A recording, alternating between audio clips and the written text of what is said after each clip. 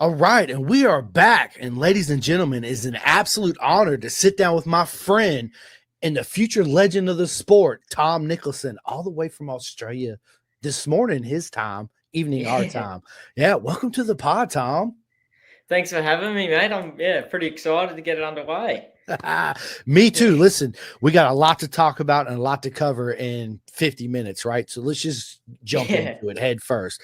Dude, where did your journey begin on two wheels? Um, Begin back probably when I was 5 years old, just riding a 50 around in the front yard, backyard. And then Did your parents buy you the 50? yep. Yeah. So my whole family have been racing, dad and my uncle, dad's actually racing this weekend. So yeah. My uncle soon retired, but yeah, he's sort of went to the races with them my whole life and then got into it 5 years ago, pretty much. I Yeah. love it. I love it, man. I love it. Yeah, what I always say, Tom, about our beautiful circus is what I call our sport, right? Is that unique. It always starts from dad or uncle or grandpa, right? And Yeah. son or daughter, whatever it is, it's that same love and passion for two wheels. And along the journey, you don't realize it's a special bond that you and your parents have that not many Yeah, people exactly. get to do or experience, right? It's Yeah, man, it's such a beautiful time it is, and yeah. it's something that yeah, you'll always cherish for sure. It's So it is pretty good, yeah, traveling Australia with me. My mechanic's my granddad and my dad's pretty much, yeah, he just mechanics as well. So traveling Australia with the family's pretty good. absolutely it is, right? Yeah. So after the little 50, where did it go from there? So after the 50, I sort of I still went to racing with dad, but I stepped away and I become a professional cyclist for 10 years. So yeah, I was Bro, racing everywhere around Australia, went international for it, and then got to the point and I thought, let's take up motorbike racing instead. So yeah. And then I bro, just went straight from a 50. Obviously, I had dirt bikes like 250s, 450s, and then just straight to the Super Sport 300. listen, that is Yeah. absolutely amazing. First of all, congratulations on the professional cyclist, mate. That's Yeah. like, a Thank lot of you. people. That's something we hadn't really talked about on the podcast. I haven't when it comes to the racer side of is the cycling side of things, right? It Yeah. is absolute determination. Uh, Let me ask you this about the cycling: what pros have you seen? Pros, and there's no cons, but the pros being a cyclist that transfers over to road racing. Well, I find that, I don't know, being a cyclist, you sort of had that nitty gritty when it comes down to, yeah, really gritting your teeth because sometimes you're out on the road by yourself. You have to get home. So, yeah. And it's fitness as well. I love it. Like I'm on my bike all the time still. So, I yeah, love it, gives me man. heaps of fitness. I love it, man. From professional cyclist to road racing. Yeah. That is awesome. That's going to be the name of this episode right there. Boom. I love it, man. So, what made you said it right? I just want to give road racing a shot. So, from there, Yeah. you went out and you bought a 400. Yeah, brought one of those little Ninja 300s they were Okay. back Yep. a few years ago. Everyone was riding them and then stepped onto the 400. I love it, man. So, And yeah. you're currently on the 400 right now. Yeah, still on it, still on it. Still got plans for race it next year. So, I yeah. love it, man. I love it. So, how did you transition? Tell us the experience of your first track day in your first race. The first track day was an eye opener because obviously me corners, I didn't know any apexes or anything. It was all like, yeah, I just watched dad do it and then watched my uncle do it and then I had to go out there and do it myself. So yeah, I definitely had heaps of learning to do. That was for sure. Yeah, absolutely right. It's I Yeah, never forget. That's something a journey that nobody will ever forget too is your first track day. I tell the story yeah, often. I remember I showed up to my first track day. I went to MMI Motorcycle Mechanics Institute in Phoenix, Arizona. yeah, Okay, so I met obviously a bunch of my friends and we become yeah, friends. And they're like, dude, let's go do this track day together. And I was like, okay, let's go. We didn't know, right? So I show up, nothing was safety wire, and I try to get it past tech, and they're like, dude, you have no yeah, safety wire. And I look at them, Tom, and I'm like, what's safety wire? Right? And they're like, yeah, bro, like you got to do this and this. So I take it back and yeah, I ask for help. And next thing I know, everybody's showing me how to do it and they do it. And I get out there on yeah. track, Well, it's probably a little bit different here. Like you can sort of, obviously our race bikes are all lock wide, everything like that, but you could turn up to a track and not lock wire anything, just get on the bike and ride it. As long as it Really? has tanks, yeah. Like people ride from home to the track, ride, and then ride home. I love it, man. I love it. Yeah. So, do you have access to local tracks too that are fairly close? Oh, we've got one about an hour away, which is, yeah, it's just a little club one. And then our main one where we like do Aussie titles and everything, that's about 4 hours away. So, yeah, I love it. that's about our closest mainstream track. So my mainstream track is Virginia International Raceway. It's like an hour and 45 minutes away from my door. It's my local track. I'm America is big. Australia is obviously bigger, but where I live, Tom, I'm pretty centralized on the East Coast, meaning that Daytona is like 10 hours and 15 minutes. Road Atlanta in Georgia is 6 hours. New Jersey 6 hours. Mid Ohio 6 hours. Barber's like 7 hours and some change, right? So I'm pretty centralized in the aspect. I got a lot of tracks I can get to fairly cheaply. Yep. So is that the same with you? Is that your only one close to you, or you got to travel further out? Pretty much. So yeah, we've got Broadford, which is an hour, Phillip Island 4 hours, and then and then we've got the Bend, which I don't know. You probably heard of the Bend, so that's about 6 hours away. And then obviously, Sydney Motorsport, that's 7 hours. So I'm sort of in the middle, but I love it, man. In the middle, I love it. So listen, Tom, tell everybody where you race, what you race, and who's on your team. Yeah, so I ride a Ninja 400 Kawasaki in the Super Sport 300 class in the ASPK Championship. I love it. Love it. Let me ask you this. On top of saying that, what is your dreams and your visions and your goals that you would love to achieve in this sport? Well, I'm 22 years old, so I'm getting old, but I'd love to go international, and just make a living out of racing motorbikes. Listen, I wish you the most success, right? Meaning that everything you just said, Tom, I hope you achieve your dreams 10 times over, mate. 110%. Yeah, thank you. So you're very welcome. So how long you been racing? Actually closed course racing?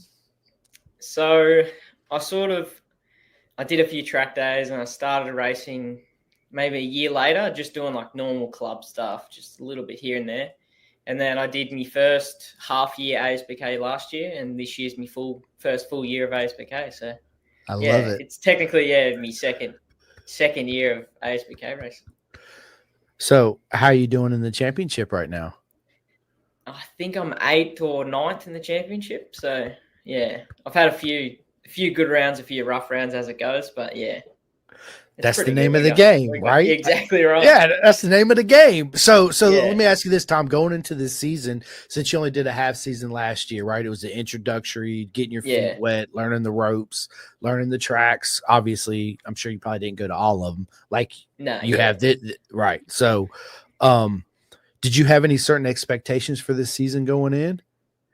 Well, I had a few good results last year, so I just wanted to sort of show I just like deserve to be on the grid with them, obviously. And then I do have goals of like trying to get a podium and everything, which is we're slowly getting there. But so I do have goals, and you'll do it 110%. You'll do it, bro.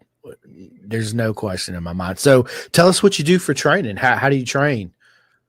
So obviously I do heaps of cycling stuff. I'm in the gym 3 times a week with all my mates race motocross, so they pretty much train with me every day. So we're on the push bike, and then gym 3 times a week, and then motocross whenever I get the chance. I love it. Obviously, you probably listen to Gypsy Tales, right?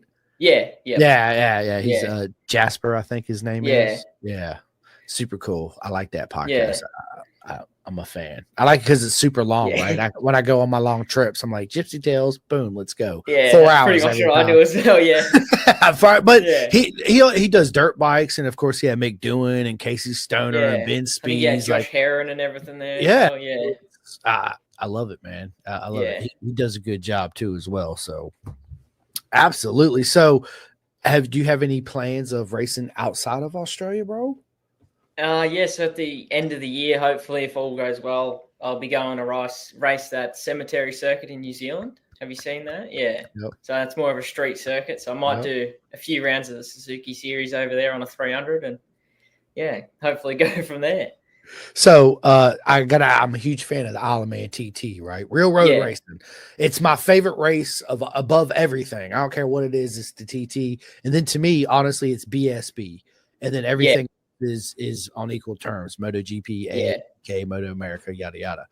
The Isle of Man, the real road racing to me is like I don't care where it's at, it's the most beautiful thing you're ever gonna see in your life. It's like it is, right? But to me, it's like what I see that separates the closed circuits riders versus the real road racer is that they're more comfortable doing those speeds in a confined space, if that makes sense, right? Yeah. Because everything's a lot tighter, a lot closer. You don't have runoff, obviously, right? Exactly right, yeah.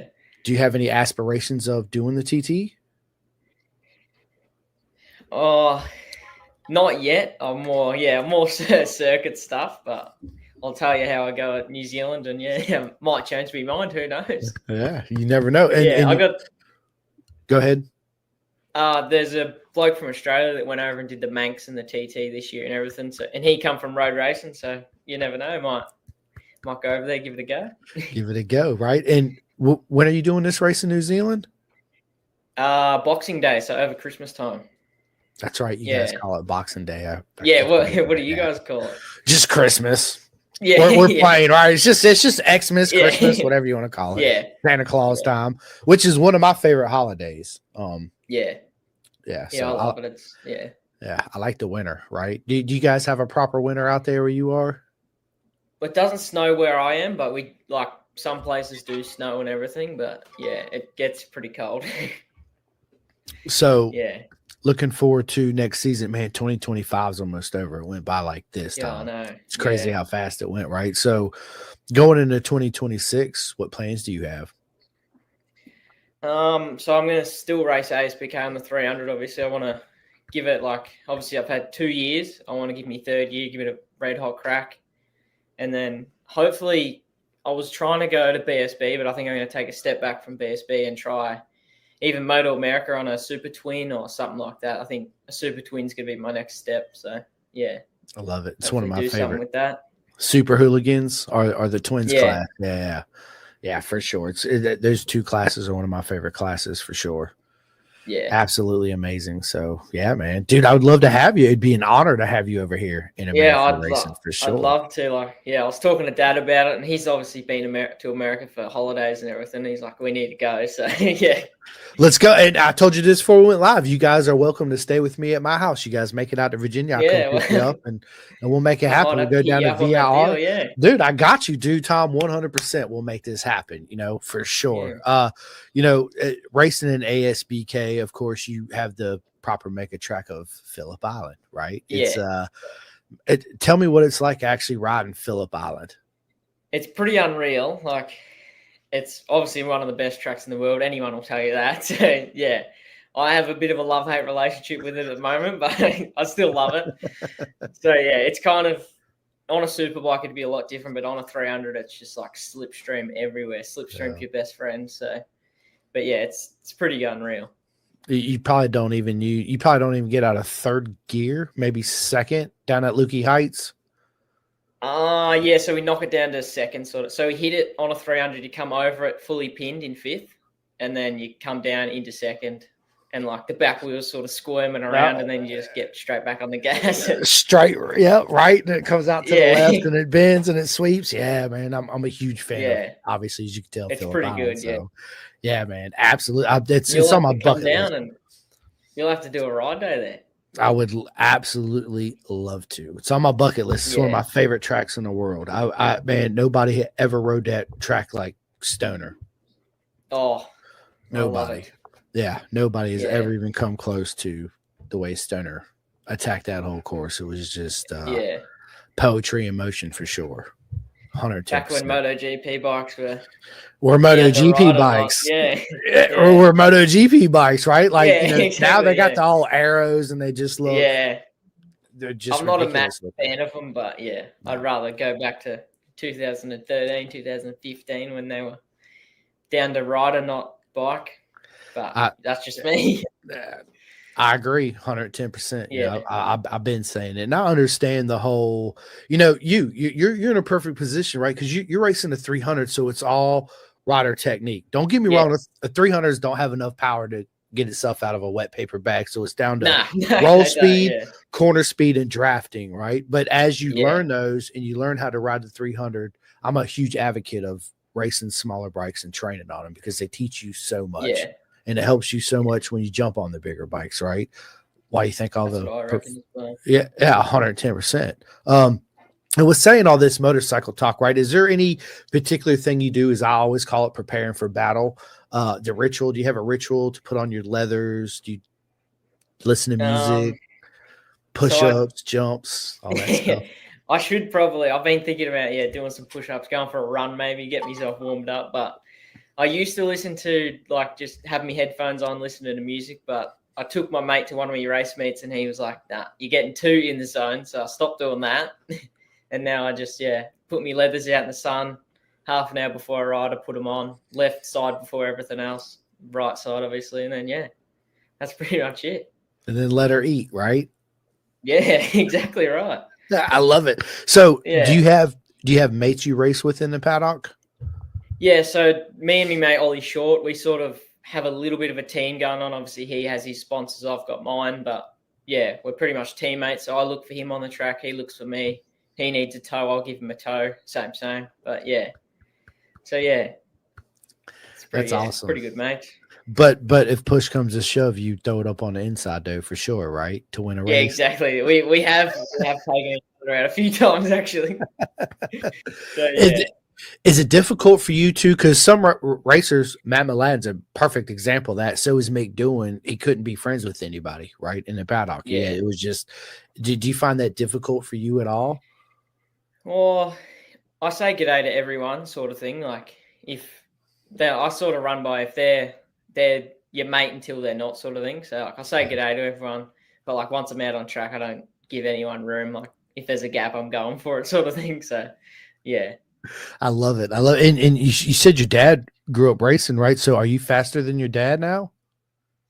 yeah, I am now. Yeah, it didn't take me long, but yeah, Let's go, Dad. You yeah, got to step up your program, buddy. exactly right. Yeah, him and my granddad are actually racing at the moment. So yeah, I love it. Racing in the family, man. It's nothing's like it. It's again, it's that exactly beautiful right. circus. It's your grassroots. That's where, Yeah, yeah, for sure. So, well, yeah, right.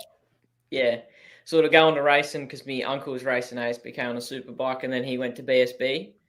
So I was sort of in the pits with him, and I was like, I need to get out there. And I was only young, obviously, so it took another 10 years. But yeah, but here we you got are, there. right? Yeah, let's go. So, speaking of BSB, my favorite track in the world is Cadwell Park. Yeah, I don't mind that. I would love to go to Donington, but yeah, or Yeah, Alton Park or something like that. But yeah, I'd love to go over there at some point. 100%. I've been to Cadwell and Brands Hatch. Oh yeah, Yeah, yeah, yeah, beautiful tracks, especially that mountain jump at Cadwell will blow your mind, Tom. You're like, holy yeah. shit, dude, are you kidding me right now? Yeah, No, no, yeah, it's just like I'm in America, so when I watch Phillip Island, I'm like, it blows my mind up because the track looks so big. I assume it's big. yeah. It looks It's super pretty super wide. wide. Yeah, Yeah, right. And it's obviously it's fast. But yeah, when you get there in person, it's different because you actually get to see how wide it is and the yeah. undulations and how the corners. Right. Same thing with Yeah, any well, track like that. Yeah. I only learned the start of this year that turn two at Phillip Island actually goes uphill. So I've like ridden it for how many years, and then I went around there on my scooter taking some photos with one of my mates. Went to turn two, and I was like, it actually goes uphill. So I learned that, the start of the year. I love it. How do you run us down a typical race weekend for you? Yeah, so my granddad will usually pick me up on a Thursday or a Wednesday, and me and him will drive to racing. And depending on if we've got Friday practice or something, we'll set up on Thursday. Race like practice Friday, make all the bike changes, everything like that. And then we've got practice qualifying on Saturday and then race on Sunday pretty much. How much typical practice and qualifying time do you get? So I think it's 3 15-minute sessions or 3 20-minute sessions, depending on the track. And then qualifying's about 15, 20 minutes, two of them. Do you think that's enough time, or would you Yeah. like to see get a little bit more time? Oh, I think it's enough on a 300 because, obviously you only need one good lap. So it's enough on a 300, and you're usually all bunched up anyway, looking for a tow, and like it gets a bit hectic in the ASBK paddock. I will say that. Yeah. It's probably just like a Moto3 race, 110%. There's Pretty no much, really yeah. breakaway. It's everybody's just drafting the Yeah. whole time, which to me Pretty much. is the best racing there is, because I love Yeah. watching those classes, because you see how bad each and every single one of you really, really want it, right? It's proper racing. It's That's what I like. I like close. Like I like banging bars. Like it makes it more exciting and everything. absolutely So, it does, right? And yeah. you know, BSB, the main reason, well, I'm such a huge fan is because they race superbikes with hardly any electronics on it. So it's proper. Yeah. The rider's in control, right? This is your anti-wheelie, climbing on the tank, riding the rear brake, pushing it down, weighing it down with your feet at the same time, muscling it around, trying to get it to do what you bend it to your will, right? Yeah, exactly.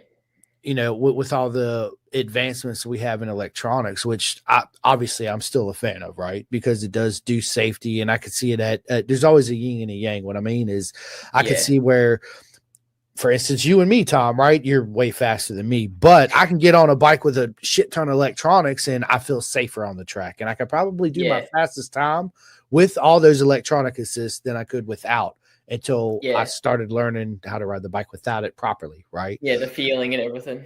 I see that side of it. But I also think it's just my personal opinion, like everything is. I think it takes away a little bit of that natural ability from the rider with not using the electronics. You know what I mean? If that makes sense. Yeah. So are you looking forward to making that step to the bikes with electronics coming in, learning all the squiggly lines and what they mean and pressures and all that good stuff? Well, it's sort of 50-50. Like I obviously haven't worked with data before. I sort of just had me lap timer, and then obviously I've got a rider coach who comes to some of the racing, so he'll tell me what I'm doing wrong, what I'm not. And then, but I am keen to sort of start reading the data and figuring out exactly pinpoint where I can go faster, where I can slow down a little bit and everything like that. Yeah. I mean, it's obviously it's a game changer once you learn how to use it, and then, you know, wrapping your mind around it. Because there's times for me specifically, I'll go and I'm like, okay, I'm going to do this. And then Marissa's like, nope, it ain't doing that. My brain's like, absolutely not. And I'm like, yes, I'm going to do it. And my brain's like, no, it's the mental game, right? Which is crazy. But that's also when you make that step to electronics, when the engineer's like, or your data guy, whatever, is like, hey man, you need to be at 3/4 throttle right here. And you're like, I am. He's like, nah, dude, you're not even half throttle, right? That's where you got to make that. Come on, baby, let's go. It's awesome, man. It's awesome. And of course, you know, your dad obviously being a successful racer, and you growing up underneath his wing, I'm sure he's given you a whole lot of information that's helped you progress a lot too, as well. Yeah, pretty much. So he's helped me out heaps. He's sort of showed me how to do it all, and then I sort of passed him and kept going.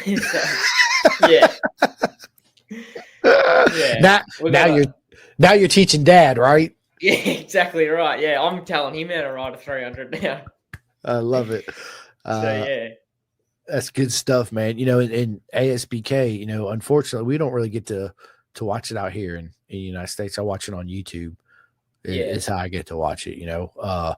So when I do watch it and they show the 300 class and all that, man, it's proper racing. It's facts, right? So let me ask you this: who, in your personal opinion, do you think is the most underrated rider in ASBK? I reckon Josh Waters in the superbike class. He is like obviously top tier. He's on a good bike now, so he's always had the skill and always knew how to ride the bike. He just never had the right bike underneath him, and now he does. He's absolutely obliterating everybody. So yeah, in my opinion, that's who I reckon deserves to win the championship. Obviously, so yeah. I love it, man. I love it. And of course, we have the honor of having Troy Heffross over here racing for us, right? In America on the bagger class, which is absolutely insane, right? Are you a fan of the bagger racing? Yeah, I love it. I see it's going to Europe next year, so I'd love to ride one in a few years. But yeah, obviously I wouldn't handle one at the moment, but I'd love to go and have a ride on one. A good buddy of mine let me sit on his bagger race bike, and I was Yeah, like, you know, when you see him, they're obviously it's a Harley, so it's huge, but when you sit on yeah, it, it's just different, man. It's just big. The bars are wide, and you're sitting up. It's absolutely yeah, insane. I'm waiting for the day to where when somebody wins the race, they actually open up the bags and start chucking beers out in the crowd, right? yeah, That's what I'm waiting on. That they got to make that happen. I'm yeah. sure they're thinking about it now, right? Which would They be probably are. Yeah, it drive the crowd crazy. They're like, "Whoa, let's it go!" would. Yeah, Yeah, right. It's good stuff, man. I love it. yeah. So, you know, how many rounds do you guys do in y'all's class out there? So HBK 300s have, I think it's 5 or 6 rounds. I'm pretty sure it's 6. Yeah, and then the superbikes obviously have one extra round because they race with the V8 supercars for a round. So Yep. yeah, so they do 7, we do 6, and then yeah, obviously, and then I'll do some Vic title stuff, club stuff here and there just to keep the wheels moving. So, So you know, yeah, I want to talk to you about some club racing out there and see if it's any different than it is in America. You obviously here in America, you know, we have Into track days and precision track yeah, days and a bunch of WERA and AZRA and all these club organizations, and each one of them depend on the track. You know, you pay, we pay our fee, whatever it is, 250, 350, $500. yeah, Laguna Seca is $500, you know, because it's a historical track. $500. Yeah, Yeah, for a track day at Laguna Seca. But so different prices, and of course they have different classes you can race in and all that stuff. Is that basically yeah. how it is out there too as well? Yeah, pretty much. So club racing here it's sometimes it's bigger than most stuff. Like, so the one that Dad's at the moment is just like a Victorian club sort of meet, and they call it the Hartwell World Champs because just so many people go there, and it's it's pretty good. The fields are always stacked, so you always have competition there, and yeah, it's pretty good. I bet. Is it Definitely, expensive yeah. to do club racing out there? Or depends what track you go to. If you go to Phillip Island, it's pretty expensive to do it, like do anything there. But if you just go to the local tracks, it's a pretty good weekend. It's like $400 and you get a full race weekend. So yeah, That's not bad. Are you big into yeah. endurance racing?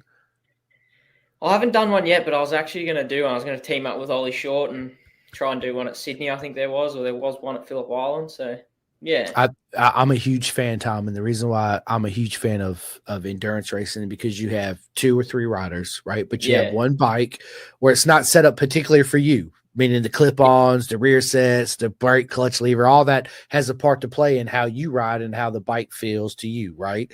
But yeah, when you ride a bike that's not particularly set up for you and you have 1 or 2 teammates, you learn how to ride that bike fast and consistent at speed and do yeah, consistent exactly, lap yeah, times, which makes you an overall better rider because now you're riding a bike that you're not so comfortable on, meaning riding position, aerodynamics, and all that good stuff, but you're still riding yeah, it proper fast, right? Which you're yeah, learning exactly, yeah, a whole lot as you go, right? And then when you yeah.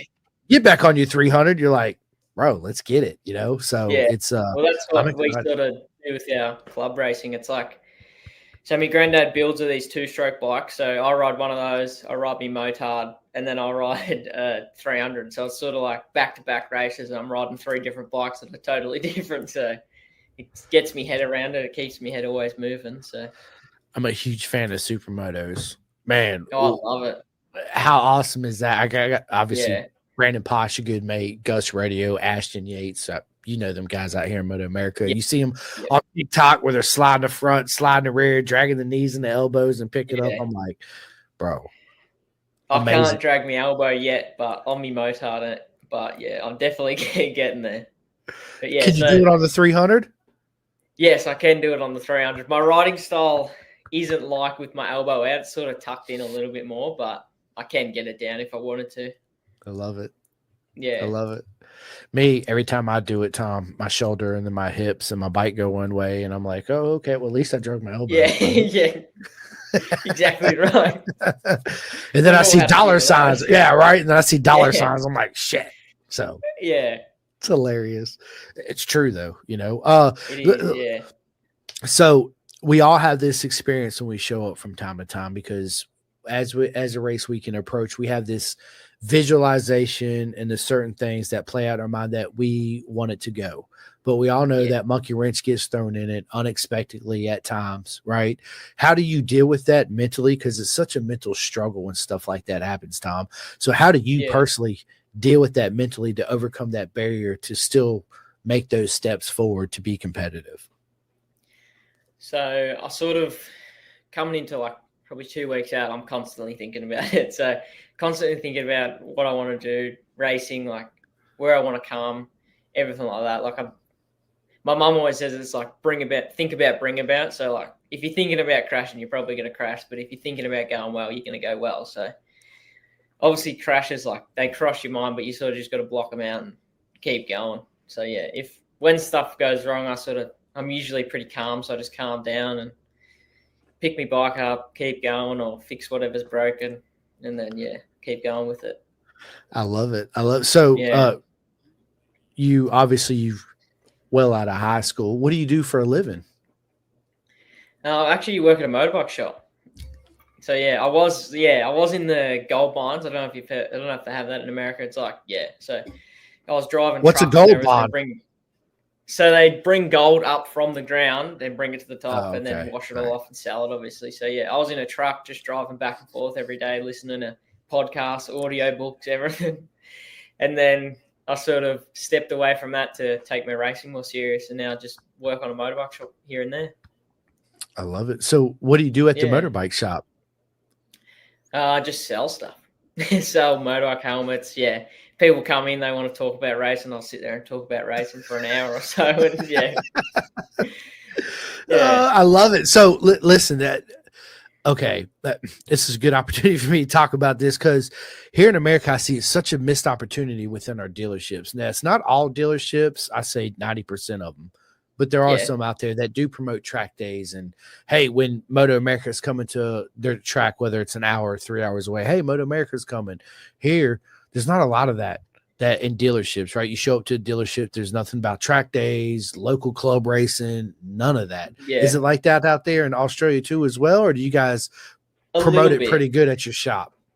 Yeah, a little bit. Like I've obviously in some of the shops in Bendigo, like some of them sponsor me that I don't work for. I've got me leathers hanging up, and like some of me bikes are on display in there and everything. And I try and get it out. Like I always have ASBK on the TVs playing, and like if they come in and they tell me they ride, we sort of get talking about it, and I'll just drop it in there or something like that. Like last night at my motorbike shop, I had my bike on display with all my helmets, leathers, everything like that. So that was sort of got my name out there a little bit, got racing out there. I love it. I love it. I know if it was me and I was selling bikes, any dad that come in there and want to buy his son a little 50 or something, I'd be like, bro, dude, you got to get him at our club dirt track races and, do this and do that. And we do road racing. These are the events you can sign up and go to. And to me, it's such a missed opportunity to help our sport grow with something that is involved in our sport, which just blows my mind. Well. Right. Yeah. It's crazy. So I just had to ask because that's how it is out here. Again, it's not all dealerships. There are dealerships you go into and there's Moto America posters up and they'll tell you, hey man, if you've been to Moto America, this and that, blah, blah, blah. So growing up racing, who was your hero racing in motorcycles? Who'd you look up to? What posters did you have on your walls? I sort of had any poster I could get, really. So I sort of, well, I was always at the ASBK paddock. So I sort of really looked up to my uncle and like Josh Waters and Glenn Allerton and everyone like that. Troy Maxwell, Troy Health. Yeah, exactly. Troy Bayless. Yeah, he was racing back here. So yeah, man. Marty Craigle. I mean, the list goes on. You guys coming out of Australia has had nothing but proper legends. Absolutely. Yeah. For sure. Yeah. I really want to come out there. I want to see a real kangaroo. Yeah. I do, man. I want to see a real kangaroo. Are they aggressive? Are they just kind of tame? Or are they just chill or what? They're just tame. Like you'll just see them. Like sometimes I wake up, they're on the front lawn, and then they just hop away and keep going. So I love it. And I always hear stuff about. Of course, you guys got the spiders and the snakes and all that. Yeah, a lot of poisonous stuff out there. But to you guys, it's not a big deal, right? Not really, yeah. So sort of just see a spider and keep going. But yeah, I don't like snakes. So if I see a snake, I'm going the other way. Yeah. That's me, bro. I can't do that, and I can't lie. Spiders. So I haven't told this story, but me and my wife, ever before in the podcast. When me and my wife first got together, we started dating. I moved back home with my parents for a little while because Yeah. before I met my wife, I was like, "Hey, let me move home. I'm gonna save my money. I'm either gonna buy a house or I'm just gonna rent an apartment." But I really wanted to buy a Yeah. house, right? So I ended up meeting my wife, Yep. and I lived in my parents' basement. Okay, you walk out underneath the deck, of course, it's wooden. So there's, man, I walked out there one night and there's these huge spiders everywhere, Tom. I'm freaking out, right? So I'm out there and nothing but my boxers with a stick and a Yeah. shoe. And my wife at the time, my girlfriend at the time, which is now my wife, comes around the corner and I'm sitting there, my hair's all a mess, right? Freaking nothing but in my boxers with a stick in one hand and a shoe in the other one. She starts crying loud. She's like, "What the hell are you doing?" I said, "You see all these spiders out here?" I said, "I'm smacking them with the stick and I'm smashing them with the shoe." And she just lost it, bro. So that's my dude. I feel you on that. Snakes and spiders. Yeah. I I can't do. hate snakes. Yeah. I can do No. snakes. I mean, I can do spiders, but yeah, snakes No, are a gives me no-go the for me. chills. No, Yeah. neither one of them's a no-go for me, buddy. No bueno. So, do you have pets that like cats or dogs at the house? Yeah, I got dogs and everything. I'm not a massive fan of cats, but yeah, I got dogs, dogs and everything.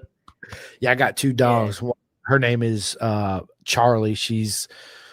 I don't even know how old she is. We got her when my son was 2, and I think she might have been 2 at the time. And my son's 12, so she's like 14, 15-year-old pit bull. Yeah. She's absolutely amazing. Then we just got a puppy. Well, she'll be a year next week, or the week after. Her name's Princess Fiona. She's a little. Oh yeah. I'm a dog lover, dude. Straight up. We do got 2 cats. My wife's a cat lover. It's just one of those, compromises you make in life with women. Exactly. As you know, girlfriends, right? Speaking of which, are you single? No, I do have a partner. Yeah, I do have a partner at the moment. Yes. We call them girlfriends. You guys call them partners, right? Yeah. Yeah. Yeah. And anything really. So, yeah. Right. I love it. So, how did you guys meet? I met my wife on a blind date. I think I can't even remember. It was I think it was like a dating app or something, probably. So yeah. I love it, man. Is she big into motorcycles too? Yeah, so her dad rides and everything. So yeah, she comes to racing here and there when she's not working, and she's going to help me teammate out next year because he's on a 600. So she's going to help him out a little bit. So yeah, I love it. So let me ask you this, Tom. How do you go out and seek sponsorships? I prefer to call them friendships, right? Yeah. How do you do that? And what advice would you give to people out there that right now don't have any sponsorships or friendships right now? Any advice to them on how they could achieve that? So I post on Instagram a lot now. Like I used to be pretty bad for it. Like I don't really post and everything, but now I've got like my Facebook, my racing account, and my Instagram. So I post on that heap. So obviously they get the exposure. And then when I'm looking for them, I've got like a resume that I've done up, and I just email it out, personalize it to everyone, obviously.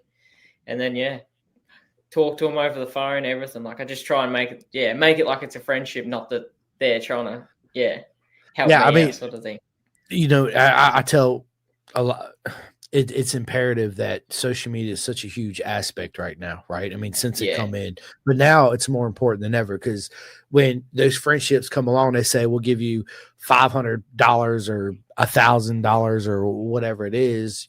What can you provide me? And it's all presence, it's all media, it's all advertisements. Basically, what it is. Hey, I have 300,000 viewers a month on Facebook alone. I got this, I got that, right? And that's what they're basically paying for. So pretty much. Yeah. It's definitely a friendship thing, but it's still to actually sit down and come up with the resume. How did you actually do that? Like, how did you format that? Like, did somebody help you out with that or? So I pretty much got my mum to do it for me. So Thanks, I got Mom. obviously I got all my photos and everything, and then I jotted down all my results, and then I just pretty much gave it all to her, and she did it all. I gave her all like my post engagements and all my Instagram insights and everything like that, and then she pretty much just did the rest of it. I love it. Again, it all just goes to love and support that the family has for you. They Yeah, give everything to see you realize your dreams the too as well. racing's pretty much all it's always a family team thing, so everyone helps out. Absolutely it is, man, bro, dude, we're already 40 minutes into this podcast. It seems like we just got started. I see that. I told you it was going to go by fast, but listen, we got about 10 minutes left, and then just stay on with me because we'll go ahead and schedule our part 2. So I want to transition, and I want to get to know you away from all this motorcycle racing talk. So my first question to you is, Tom, is tell us something we don't know about you at all. Well, it would have been the professional cyclist thing, but I told everybody. So, I don't know. Probably just when I'm away from racing, I'm sort of just quiet, like just rather sit at home, chill out, sort of thing, and keep my circle pretty small. And yeah, that's probably really about it. Yeah, I love it. I'd like a bit of golf. So yeah, I like playing golf. Yeah. On the PlayStation or Xbox? In real life, I'm not very good at it, but yeah, I'm better on the Xbox. Yeah, I have a love-hate relationship with golf. I'm not good at it in real life. It is fun to play when you go out with your mates and your friends and have a good time. I suck ass when it comes to golf, but on a video game, I'm decent. I can't lie. I'm pretty decent. Yeah, it's still fun. But I think the reason why a lot of the racers love golf is because it's that mental side of it. Like racing is such a mental, same thing as life, right? It's all right here. So you got to learn to read the greens and know what irons to use and balls and how to hit the ball at a certain angle and up and down, left and right and blah, blah, blah. And of course, we're out there in the golf cart doing what boys do, probably not doing what we're supposed to do, but that's part of the game we play too, right? Yeah, exactly. Oh my God, I love it. So what's your worst habit? Probably spending money that I don't have. Right. So yeah, probably. Oh, you probably don't have. Oh, you don't have Facebook Marketplace. Yours is probably like Craigslist and everything like that over there, isn't it? No, I use we're big Facebook Marketplace for sure. Yeah. So yeah, I'm a massive. Like I just find something Facebook Marketplace and I just buy it because I think it's cool or something. So what hobbies are you into? Like, do you like to put models together, or what kind of hobbies do you do? I don't know, really. It's like a bit of everything. Like, obviously, play a bit of golf, and then obviously motocross is a massive hobby of mine. Like, I love it. Like, all my mates race, so it's pretty much I love getting involved with them, going and racing with them, trying to take them out at the practice track, everything like that. So yeah, exactly right. But yeah, that's probably love it. So I told you this before we started. This one question I asked. I'm a big audiobook listener. I listen to a ton of audiobooks, right? I don't read. I do read. I take it back. When I read, I mean, it's my shop manual for my motorcycles, right? Other than that, I don't physically read nothing except for it's got to do with work or whatever, right? Or I got to set up a podcast and I'm digging into where you come from, what you do, and all that. That's basically it. But audiobooks I'm a huge fan of. Obviously, you do that too as well. And what are you currently listening to? Or what could you recommend to people? I've listened to a lot of like Isle of Man TT stuff just because I love I love a documentary. So I'll watch them on TV. I'll listen to them. So I'm pretty much anything sport. I'll listen to it as an audiobook because I just love it. But, I do too. So have you listened to John Hopkins Leathered yet? Yeah, I have that. Unreal. It's one of the best motorcycle, and that I've listened to that every Guy Martin audiobook, Shaky Byrne, Johnny Ray, Michael Dunlop, freaking Joey Dunlop. Michael Dunlop one was pretty good. It was good, right? Because it gives you that insight. What I love about, to me, Michael Dunlop, anybody that races real road racing is the true aliens of the sport. Not taking nothing away from Casey Stoner and Valentino Rossi, right? But the real road racers, those are the true, because not only can they do that, they can race the short circuits too as well, right? You talk to MotoGP racers. Michael Dunlop was, pretty good as well. Yeah, they're like, absolute. But what I love about Dunlop specifically is that he's so old school, like his dad and his uncle Joey, where he works on his own bikes. He builds his own bikes. He got to be a certain way. And You know what I mean? That's Yeah, absolutely particular on amazing. everything. Yeah, Yeah, I reckon he's obviously got the most wins at the moment, but he's just going to keep going for the next few years. I reckon he's just going to that win tally. It's going to stand for a long time. listen, we all thought that Joey's would stand, right? But what an Yeah, honor it was in this lifetime to be able to see, not only somebody surpass him, but somebody in his family do it, right? I mean, exactly right. That that'll made a never lot better. happen again, ever. Yeah, Not no, in our lifetime, probably not in 10 lifetimes. That's just no, something that's exactly. just very unique to the sport, right? It's Yeah, one of a yeah. kind. Let me ask you this: if you had one superpower, what would it be? I'd probably like to fly. I reckon. Yeah. I like to do teleportation because I could be like, Yeah, "Hey, all that. Tom." Yeah. Yeah, I'd be like, "Tom, Yeah. I'll be at your house in like 2 seconds." Bam, there Yeah. I am, and then me Exactly. sitting Yeah. down doing this live, and I'd be like, Yeah. "Okay, let's do this Barbie real quick," and then I'm going back Yeah. home. Bam, I'm back home. Exactly. Right? Yeah, It would be good. Yeah. yeah, It would it'd be be cool. good. And then I can make every race Yeah. around the world all the time. I could just if Yeah. Superbike, ASBK, and all that's going at the same time, I could go 15 minutes here, 15 minutes there, Yeah. and just Exactly. keep going back and forth. All That'd be different pretty times cool. you could do a full day. There you go. Right. Yeah. Let me ask you this: what changes would you like to see in the sport, in particular, over there where you are? Probably. Well, it's hard to say over here. It's probably just. I know MotoGP. I'd like to see no aero or anything. I'd like to see it go back to what it was. And over here, probably just trying to help the riders out more, promote them a little bit more. Like we're all sort of a little team over here, so sort of promote us a little bit more so we can get more engagement back to help us go to racing, sort of thing. 100%. I know Wayne Yeah. Maxwell's got a big. He's big into helping future legends of the sport, the little kids Yeah. in the racing too, as well. Do you guys Yeah. have a lot of that going on? I haven't been to any of the Wayne Maxwell stuff because that's about 2 hours away, and then with work and everything. So, but yeah, he's doing an unreal job. So, yeah, Which is important for the more into the sport. sport. Yeah, Exactly absolutely. right. Right. Because I don't know how it is over there, but just an example, this is how I put it. If you come to our Moto America paddock and you take everybody in the sport that's 25 years old and older out, who are we left with? Not very many Exactly right. kids left in the school. Is it the same out there in ASBK too as well? Yeah, pretty much. So like our 300 class, like I think last year we got 43, which are full grid of 300 riders, and there was probably only a few that were over the age of 25. So Yeah, that's like our whole, pretty much our whole paddock. Yeah, we need to change that, right? Yeah, exactly. For sure, right? And we need it to get a little bit cheaper. And here in Moto America, our sole supplier is Dunlop, right? One thing I would love to see is Tire Wars come back into it. Yeah, well, that's what we have here. We've got like Pirelli, some use Dunlop, some use Michelin, like, which is good. Like, I like to see that. Like, I run Pirelli personally, but like my teammate runs Dunlop, so it's sort of like we can't use the same data, but we can. Yeah, it's a tire war in the garage.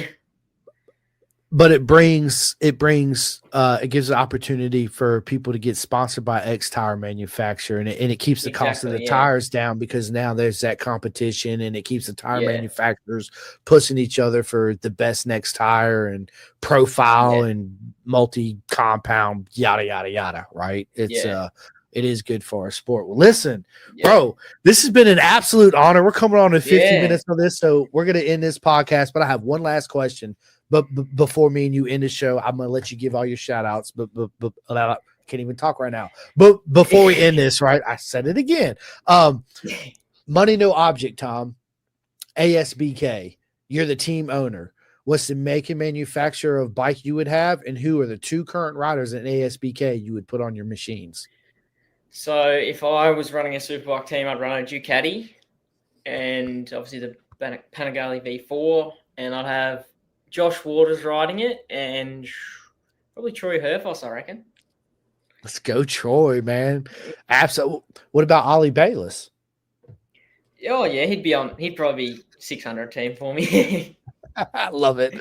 I love it, man. Well, listen, Tom, it's been an absolute honor to sit down with you tonight. this morning with you on the podcast. Listen, I've had proper mega time. Before I let you give all your shout outs, I just want to say real quick, thank you to everybody that watches, likes, and subscribes to this podcast. It's nothing but love to each and every single one of you, because it wasn't for you and Tom and everybody coming on here, hitting that like and listening, I would not be able to do this. So thank you guys and girls very much. It means a lot. So Tom, tell everybody where they can find you and socials and all that good stuff. Do you have any merch for sale? Not yet, but it's in the works. It's in the works, yeah. So yeah, everyone can find me on my Instagram, Tommy.Nicholson, and my racing page is Tom Nicholson #67. So yeah. One last question. But before I end this, what's the next race you're going to be at? I'll be at One Raceway for ASPK round 6 in Goulburn. So in 2 weeks, October 3rd and 4th. When you guys and girls listen to this, if you go into the races out there, please stop by, say hi to Tom, get that picture, get that autograph, show that love and support. It means a lot. Exactly, it really does. Thank so you. Let's go. Let's absolutely go. And on that note, no, you are welcome. Thank you, mate. Just stay on with me for 1 second. Listen, I hope everybody's weekend is as proper mega as you. And thank you guys so much for tuning in. This episode will be out everywhere tomorrow, and we will see you soon. Just stay on with me for 1 second. No, thank you, mate. Yeah. Calling all two-wheel enthusiasts, get ready to rev up your earbuds with Pin the Gas Podcast, the ultimate motorcycle racing podcast, hosted by Chris Simcoe, one of our very own excellent leaders here in Roanoke, Virginia. With expert analysis, behind-the-scenes stories, and exclusive writer interviews, Pin the Gas Podcast delivers the adrenaline rush of the racetrack straight to your ears. Whether you're a diehard fan or a curious newcomer, you'll gain insights that will transform how you watch and understand motorcycle racing. On your favorite podcast app, join Simcoe as he takes you on a high-speed journey through the world of motorcycle racing. Pin the Gas Podcast.